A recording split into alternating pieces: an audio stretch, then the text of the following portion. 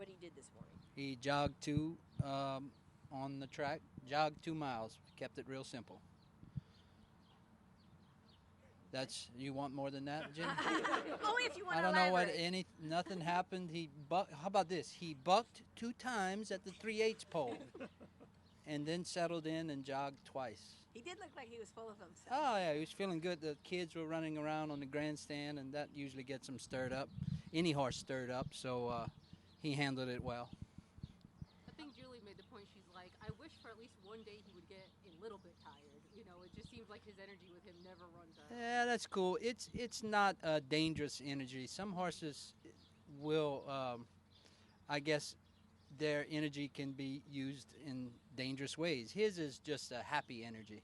So I think she's just being sarcastic, but he's really not hard to handle at all. It's a lot of fun to be around, to tell you the truth.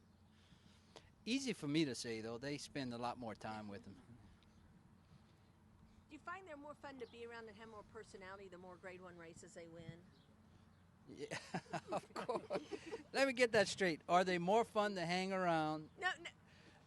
With more. Do they have more Grade personality? Do we read more into their personalities and stuff like that when they're? Yeah, and are they more? I haven't had enough Grade 1 winners to expound on that question, but I can tell you in my experience with Exaggerator, it seems like their reaction to the clicking of the cameras. Maybe some horses will shy from that, but it seems he enjoys it, or he takes that as a cue to pose. He starts hearing the clicking. He'll plant his feet, put his ears up, and look over the horizon. It's a pretty cool scene. So that's about the only equine characteristic I've seen change with the Grade 1 wins. That's what makes it so great.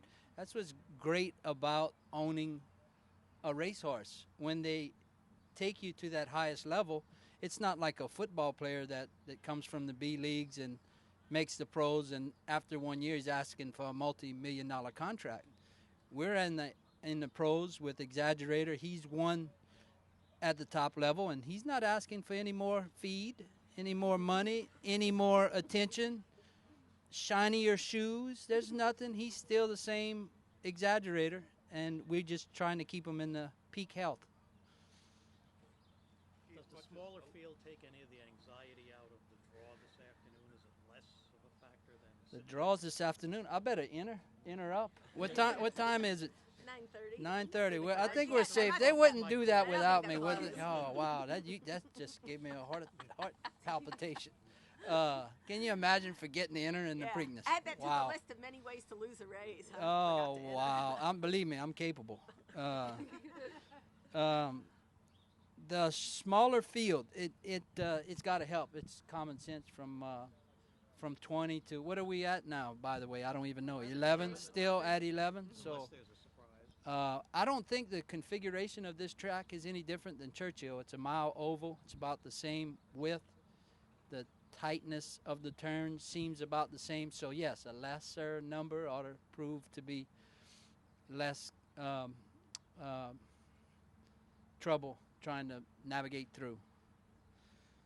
Much has been made about the possibility of an off track. Does that move you up? I guess with the way he covered the ground and the way he ran in the Santa Anita Derby, I don't know if it's a matter of moving up. It's more the fact that my horse handles it so well, whereas other horses haven't run in the slop. There's been horses that run on an off track, but that track we ran on at Santa Anita was a quagmire. So the fact that he got over it so well gives me an advantage. I don't know if it moves me up. You've obviously faced Nyquist many times. Was there a moment, was there a race where you thought, I've got him this time, and then where he just surprised you with the way that he just pulled away? Exact question yesterday. There were 2 times when I knew I had him. One was with Swipe in the front runner. We came through on the inside, had a beautiful trip, and Swipe was full of run, and we hooked him at the 8th pole and got to his throat latch, and Nyquist dug down again.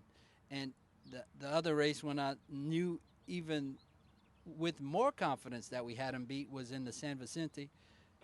Nyquist broke well, was rushed, and set the pace in 44 and 2.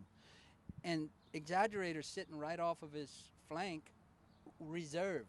And I just knew with a half and 44 and change, there's no way he can continue.